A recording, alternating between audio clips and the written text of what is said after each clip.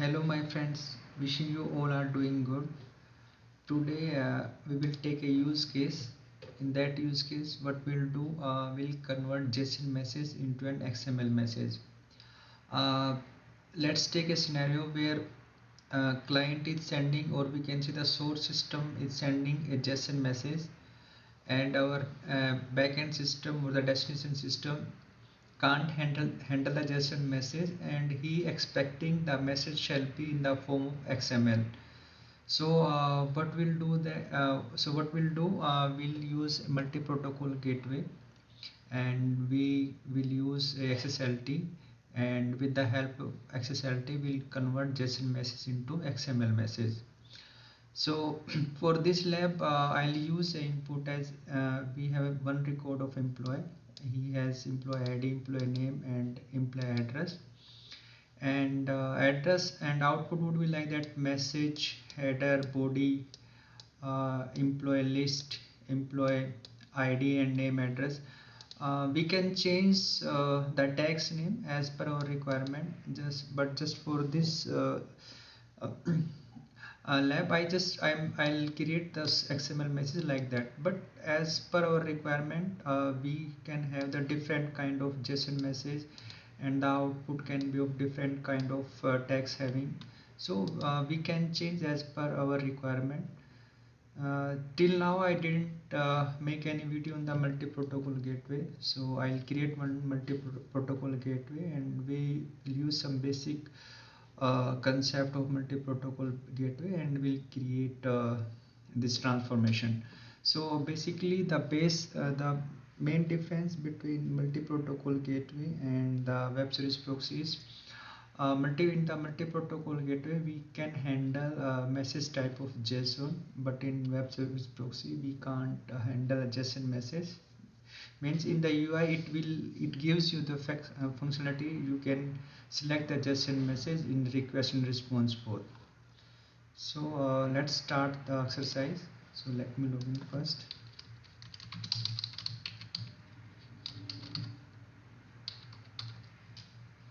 Here I am using DataPower version 2018.4.1.10, but any DataPower version you have, it will work in that also. So let me log into my domain lab. So here we'll create the multi-protocol gateway first. I'll keep the name as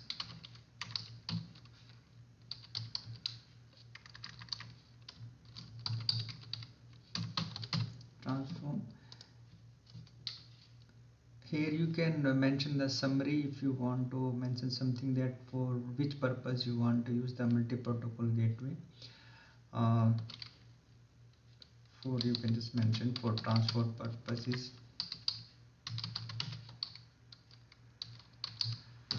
Okay, and here we need to mention either we'll use the static dynamic or dynamic backend. If you will select the static backend, by default it is selected the static backend.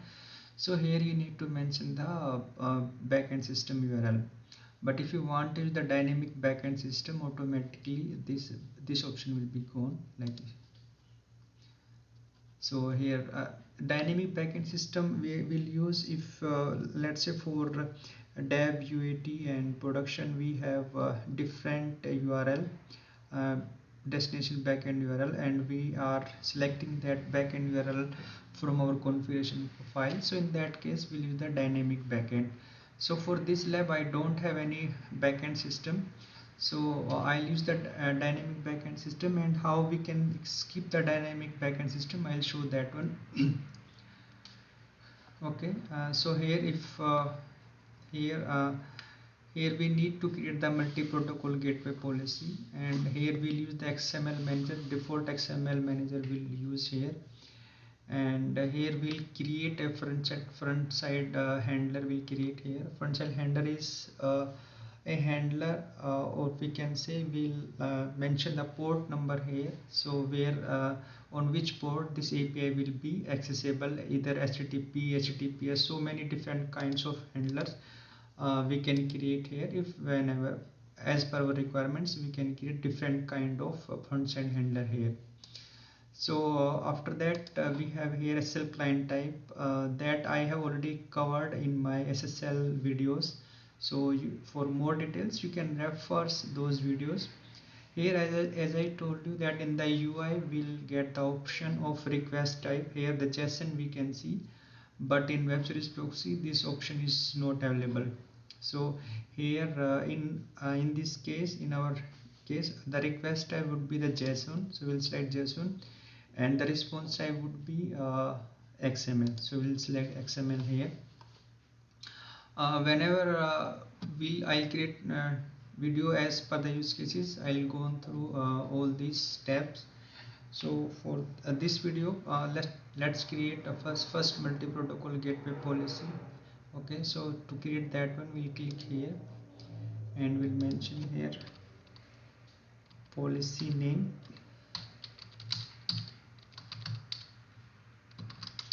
transfer message.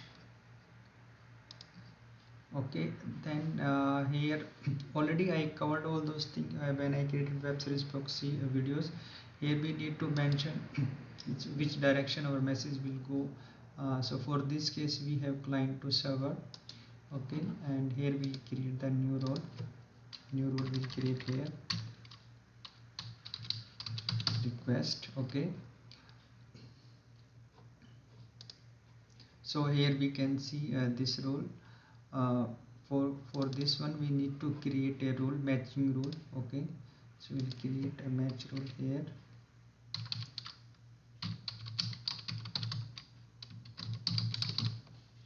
Okay, here we'll add one rule here, URL. In the URL we'll pass JSON to XML. Okay, so we'll apply here. Fine. So for that as I told you, I'll use XSLT, so I'll drag XSLT here. Okay, and I have wrote XSLT. I'll show that XSLT. So here we'll use the XSLT style sheet here, and if we are using in some namespace prefixes we need to define all here, and here we need to mention what output type we'll use here, and the template will start from the root tag. So here first I am creating a variable named a message. In the message, whatever message format we need we'll define here. As I told you that this is message, I showed you here the output would be like that. So this is our format, our XML format. So we'll create that message format using the XSLT. So here I'll use the message header. Here I don't want to use any values in the header, so I just close that header. So in the body part I need to have employee list, employee ID. So here in the employee ID we need to read the JSON message, and we need to traverse up to the employee ID and employee name, employee address accordingly. So here I'll show you using the Debug Pro how we can traverse a message, so that at that time it will be the clear understanding how we can traverse a JSON message and we can get the value of a particular tag. So after defining all those things, I am just copying the message, this variable, this message I am copying as into the output, so that we can see that output into our Postman or SOAP-UI, and I am printing that message into our logs as well. So I'll show you once the XSLT will be executed how it will work and how we can see the output and the logs. Okay, so here I'll select that I have already uploaded that XSLT in my local folder. In the local I have services folder. In the services we can select this one, or you can runtime, you can upload the XSLT files from here as well. So as I told you that we'll convert the JSON message into XML. So here we need to mention the context type. So context type would be here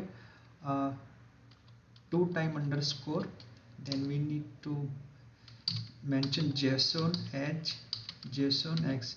If you'll not use this one, your XSLT will not work as intended, and you may get that. I'll show you what kind of error we can get if we'll not put the proper context here. Okay, so for the time being, now here we need to mention the correct JSON H, JSON X. Here we are using the XSLT, and here the output would be. We'll just keep it as it is. It will change. I'll show you how it will change. After that, we'll use the advanced object, and here why we are using this one, as I told you that I don't have the backend system, so that to skip the backend system we'll use a service variable. How we can use that one? Here we need to use, here we'll use the set variable. Okay, in the set variable we'll use here, we'll click on var builder. In the var builder we need to go to the service variable, and here we'll find the variable skip backside. Here we can see skip backside, so we'll use this. Is skip backside is basically kind of loop back, so it will not go to the backend system. Internally it will work as a loop back, and it will execute within the data power only. So we will select this one. Here we'll pass, we need to assign some value, so we'll pass a value here. Done. So you will see that here it automatically it use a variable as dpvar underscore 1. You can change that variable if you want. If you want to see, I'll change this one, like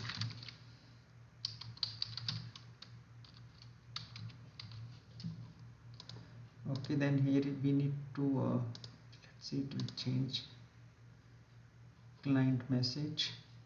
Here automatically, if you see here again, we can see the client message. Okay, and input would be the client message here, and then we'll use the result action. Here automatically the input would be here client message. That's it. Okay, done. So this would be our flow. Okay, so here we need to mention the URL match.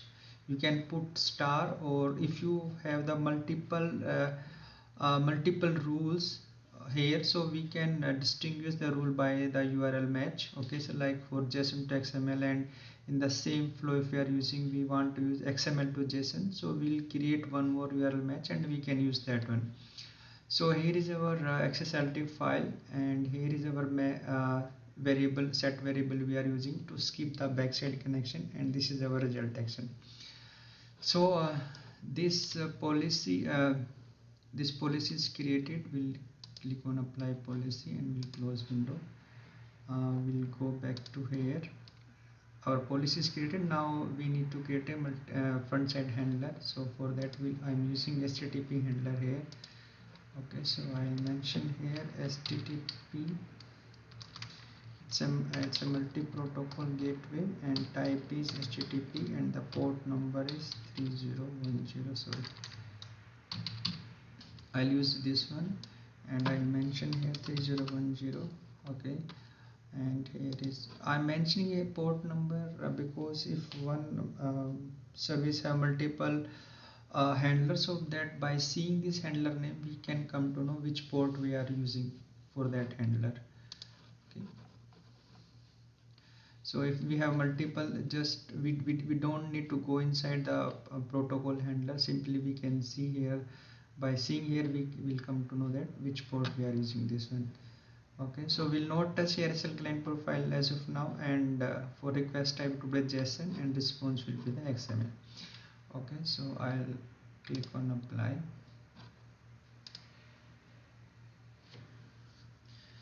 Okay, so we'll click on save configuration. Okay, and let's test from here. This is my data power IP, and we are using the port 3010/JSON to XML. Okay, so we'll send here. Okay, let's see why didn't it work. go here and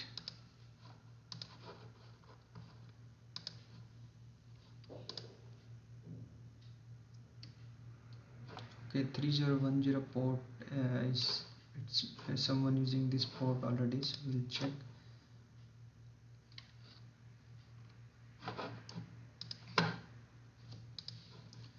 Okay, then we go to multi-protocol gateway again.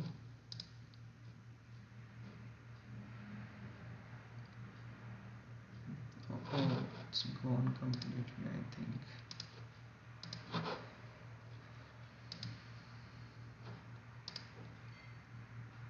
Okay, no problem, I'll create it again. So this is multi-protocol gateway transfer MPCW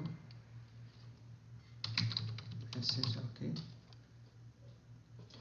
here let's see if we have the policy or not. Yes, we have the policy here, transfer message, and we'll see the handler as well. Okay, see the handler. Okay, we can't use this port because this port is already used by someone, so instead of that one I'll use this one.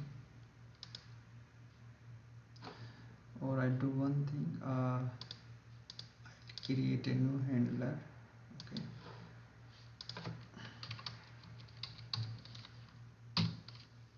PGW HTTP and port is 3020.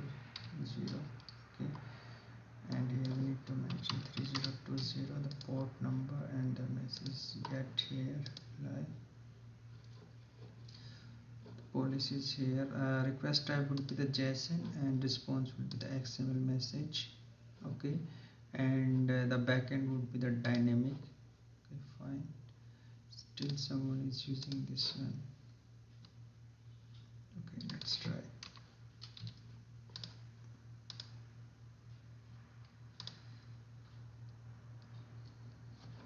So this is up now, so we are using 3030. Okay, so change the port here.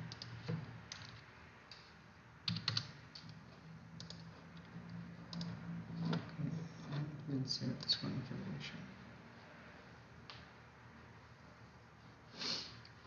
Now let's see what we do.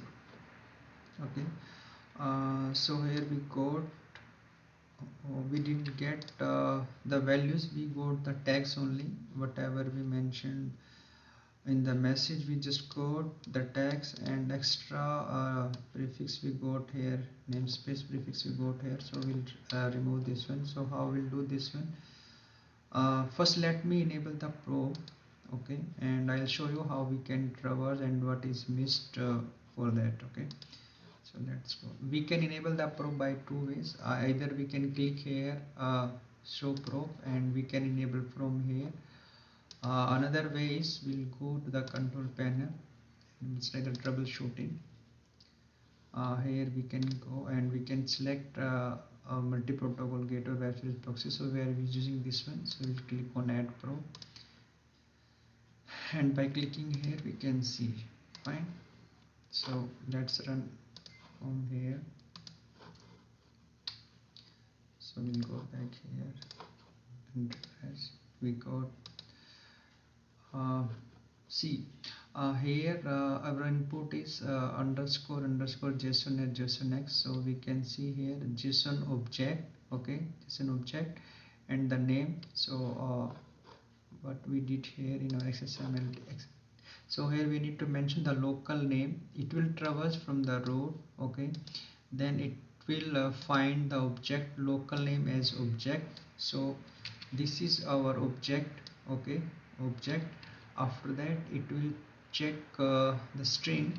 This is kind of string message. Okay, sorry, this is our object. First this is our object, after that the local name is string, and here the local name is string. Okay, this is the local name string, and after that name shall be the employee ID. So name shall be the employee ID here.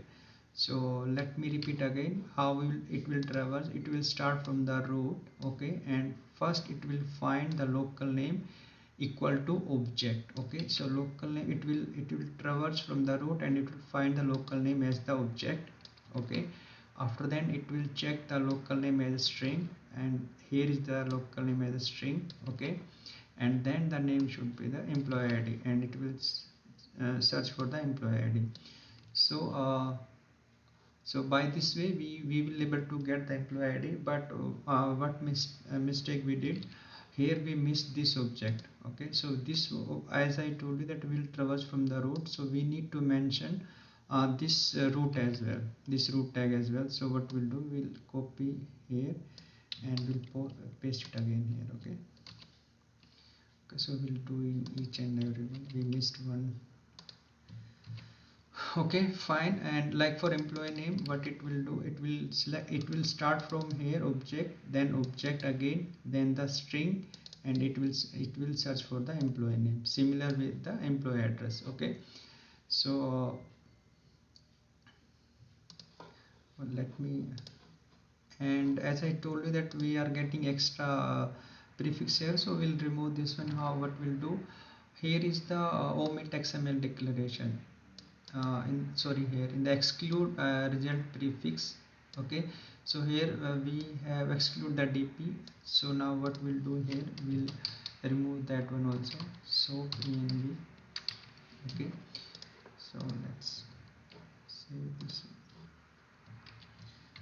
So after saving this one, what we'll do, we'll go to the file management and we'll go into the directory where this file exists. So here we'll go. Okay, submit, we'll run from here. So we got the value for employee ID only. What we missed, oh, we didn't copy for this one. Okay,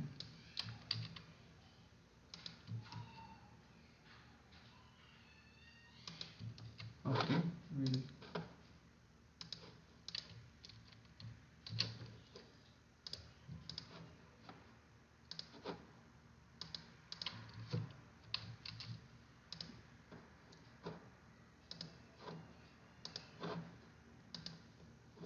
so now we got the all values 2000, employee ID, employee name, and the employee address. Okay, we will just change the value here.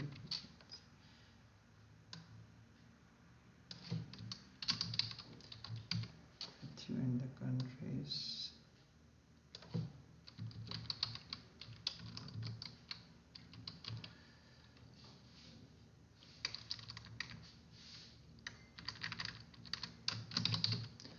Okay, so we can see whatever will be passed here, the JSON message we can see here in the XML message.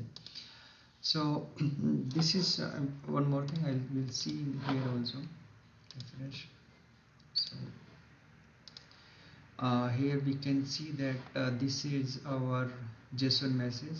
Here the notation would be the JSON as object, and string they are using to show the JSON object here. And after that we have SSLT here, and after executing the SSLT we can see the values here. So whatever message we transform from JSON to XML message we can see here. And after that we are using the skip backside and the result action. So after using this one, I'll disable the probe. Okay. Close this one. So this is all about our today's lab, that how we can convert the JSON message into the XML message. In my next video I'll try to cover how we can convert the XML message to the JSON message. So guys, if you didn't subscribe my channel yet, please subscribe it so that you'll get the notification of a newly uploaded video. So keep doing exercise, stay healthy. Thank you guys for watching my videos. Thank you once again.